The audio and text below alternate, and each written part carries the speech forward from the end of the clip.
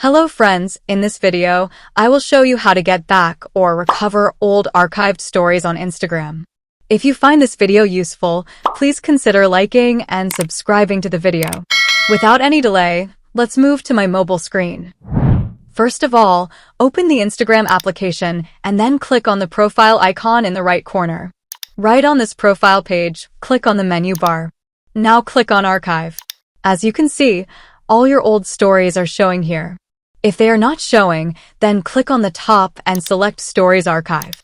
Now simply click on the story that you want to restore and then click on the three-dot icon. After that, simply click on Share. Once the story opens, customize your story. After that, click on this forward sign, then click on Share, and then click on Done. Just go back to your profile page and click on your profile picture. Now you can see that your archived story is recovered and posted successfully. If you have any queries left, please let me know in the comment box. Thanks for watching and have a good day.